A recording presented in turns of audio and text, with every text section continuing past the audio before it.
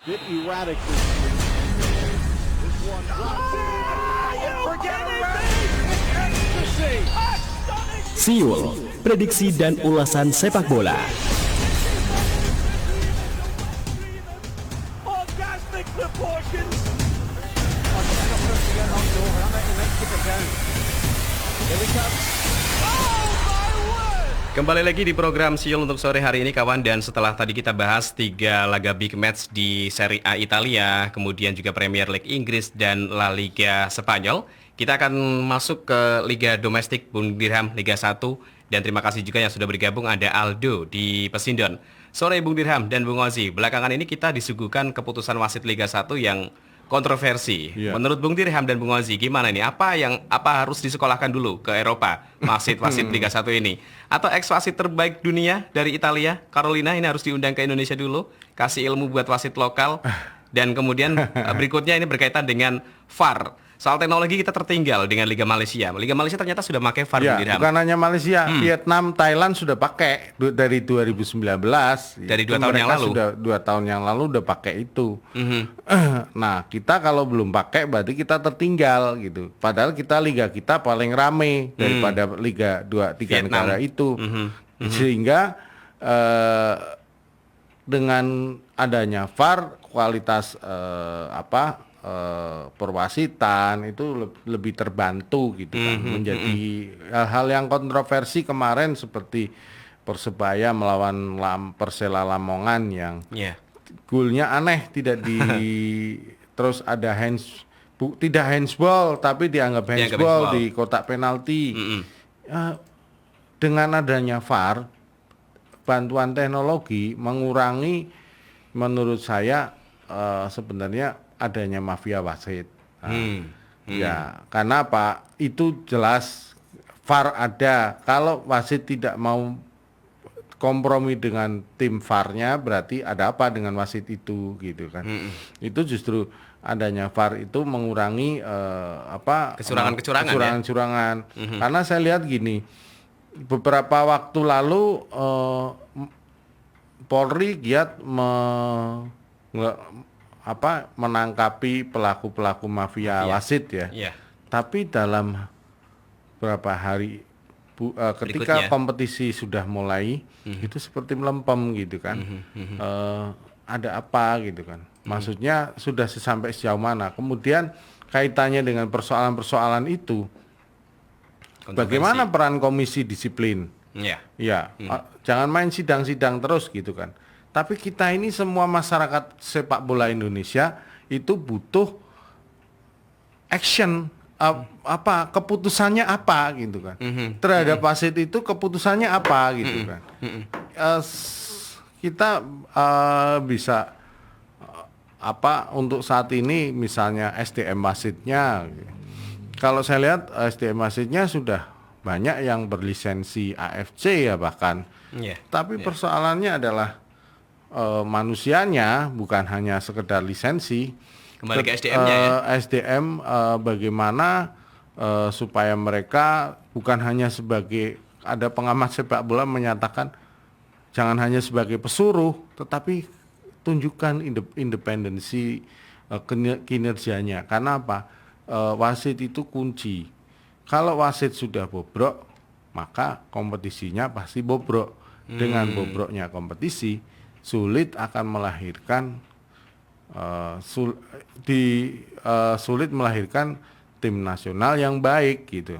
Sehebat apapun pelatihnya, kalau kompetisinya masih seperti itu, sulit rasanya untuk, apalagi kalau saya lihat terlalu banyak ya pemain asing yang di sini tiba-tiba langsung jadi Bintang. jadi WNA. Nah. Wah, kok gampang sekali. Naturalisasi. Iya, terlalu mudah kita memberikan naturalisasi. Sementara secara nasionalisme kita masih meragukan lah. Ya, itu gambaran kompetisi. Jadi walaupun tim nasional ini di bawah Sintayong sedang dalam tren positif ya, dengan kondisi seperti itu kita prihatin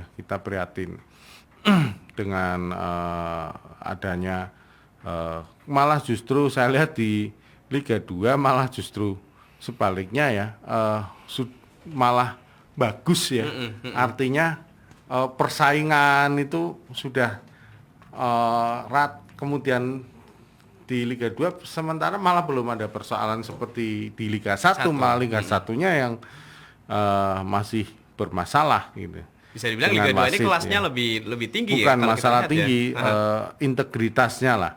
Kita bicara integritas bukan hanya kelas gitu. Integritas seorang wasit yang saat ini sedang disorot oleh sejumlah pengamat, seluruh pecinta sepak bola di Indonesia yang kita melihat sudah dalam taraf kritis ya. Kalau memang ya banyak persoalan, misalnya ada indikasi-indikasi yang itu, karena memang sulit sekali membuktikan mafia sepak bola, apalagi sekarang dengan online kita tambah sulit juga melacaknya. Ya itu jangan sampai ini kondisi persepak bolaan ini kompetisinya semakin buruk karena ini sudah mulai membaik. Apalagi saya lihat tren positif ya, PSIS Semarang sudah pada posisi di puncak klasmen, di luar dugaan. Sementara tim-tim yang begitu luar biasa menghamburkan belanja pemain ya, tapi masih dalam posisi yang ada di bawahnya. Ini menarik sekali. PSIS juga sempat ganti pelatih juga beberapa bulan lalu. Tapi ini menarik karena dia sekarang pada posisi yang baik. Nah itu kembali menyoroti SDM ya terus SDM bukan soal SDM perbaikan, misalnya kita disekolahkan ke Eropa, kembali lagi integritas manusianya sebagai pelaksana gitu kan. Dari pengawas pertandingan, terus wasit, komisi disiplin, pengurus PSSI-nya bagaimana, exco PSSI-nya seperti apa, ataupun komdisnya menghadapi persoalan perwasitan seperti apa, keputusannya harus tegas dan jelas gitu. Karena ini menyangkut masa depan persepak bolaan kita. Jangan sampai ini kita sampai disorot ke dunia internasional. Persoalan perwasitan ini memalukan sekali karena sekarang lebih mudah menyoroti sepak bola dimanapun karena seluruh pertandingan sudah masuk ke YouTube yang dapat dipantau. Nah itu yang dengan gampang kita ya harus mereka banyak belajar dan terus introspeksi sejauh mana kekurangan-kekurangan dari sepak bola kita, terus kita berusaha untuk ya memang integritas. Persoalannya adalah integritas dari seluruh punggawa pertandingan ya, baik dari pemain, wasit ya, segala macam penonton. Kemarin juga disoroti tentang brutalnya permainan di Liga 1 ya. Ini kemarin, sekarang perwasitan ya. Ini sepertinya tidak kunjung. Kita menunggu aksi lah, seperti apa pengurus PSSI yang sekarang. Ke depan mungkin masih ada hal-hal yang seperti itu nggak Bung Dirham di musim-musim berikutnya? Sulit, kalau dalam kondisi seperti ini ya bisa saja dengan kondisi sepak bola kita yang seperti ini. Tinggal kalau komdisnya kuat, saya yakin itu hilang. Komdisnya berani melakukan keputusan wis tanpa pandang bulu, ya sudah. Yang diskor ya diskors, yang wasitnya tidak baik ya sudah di bench, nggak bisa memimpin pertandingan, ganti SDM baru gitu. Misalnya begitu, ada ketegasan. Itu ada kemungkinan bisa bersih begitu Bung Dirham. Jadi bisa dikatakan Bung Dirham setuju ya kalau VAR diterapkan di Liga 1. Sangat setuju. Sangat setuju. Nah sebenarnya dari VAR sendiri ini wewenang dari PSSI atau dari PT Liga Indonesianya sendiri, Bung? Kalau untuk otomatis VAR? dari otoritas liga, dari liganya ya, penyelenggara pertandingan itu karena kemarin kelihatannya belum ada persetujuan ya. Sebenarnya kalau secara teknologi kita mampu kok, iya kan? Baik. Nah kembali lagi nih Bung Dirham dari Aldo mengenai PSSI. PSSI, terutama buat ketua umum PSSI-nya, kalau bisa jangan rangkap jabatan dong, biar fokus. Contoh kecilnya Liga molor ya karena pandemi. Tapi kalau Pilkada, saat pandemi sepertinya nggak ada pandemi nih.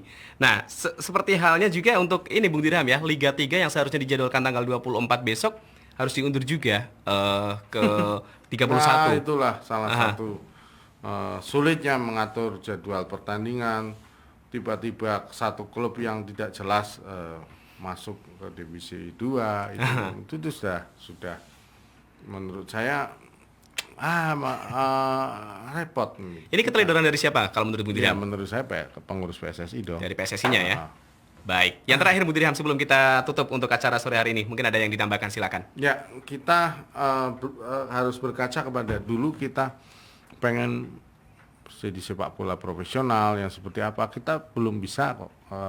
Walaupun mengarah secara manajemen misalnya mendapatkan sponsor, mendapatkan pendapatan untuk klubnya sudah semakin baik. Tetapi yang menjadi persoalan adalah mereka, kalau kita berkaca kepada Jepang ya sangat jauh gitu kan. Jepang dulu mengirim ratusan anak-anak muda yang nantinya sekarang ini memegang tahun 90-an itu waktu itu. Itu ke Jerman, ke Prancis, Disebar ke Eropa, Italia, ke Inggris, semuanya belajar mengelola kompetisi. Nah, anak-anak muda sekarang itu yang dulu dikirim itu sekarang yang menangani cilik. Nah, itu contoh Jepang. Jepang saja mau belajar gitu. Apalagi kita gitu. Nah, kita ini kadang banyak SDM yang tapi kembali lagi integritas kita dipertanyakan. Ganti pengurusan, ganti program, ganti ketua, ganti program lagi. Lah sudah seperti itu. Tidak ada kesinambungan saya lihat. Pembinaan pun juga sebenarnya sudah mulai membaik ya. Database pemain juga sudah baik, data pemain junior. Tetapi bagaimana melecut pemain-pemain junior itu segera bisa tampil baik di senior, itu menjadi satu persoalan. Nah, ini kita berharap dari dulu persoalan perwasitan ini bisa segera dituntaskan lah. Memang sulit sekali. Ya, memang butuh tokoh yang sangat jujur, berani, disiplin dan tegas gitu. Saya kira itu. Satu kuncinya itu ya. Baik, terima kasih sekali lagi Bu Dirham untuk kehadiran sore hari ini. Kita akan berjumpa lagi untuk minggu depan. Berakhir pula kawan untuk kebersamaan kita di program Siul edisi 23 Oktober 2021. Saya Ozi pamit undur. Selamat sore. Wassalamualaikum warahmatullahi wabarakatuh. Salam olahraga. This one drops in and forget about it. It's ecstasy. Baru saja Anda ikuti Siul, prediksi dan ulasan sepak bola. Ikutilah prediksi dan ulasan sepak bola di Siul edisi berikutnya.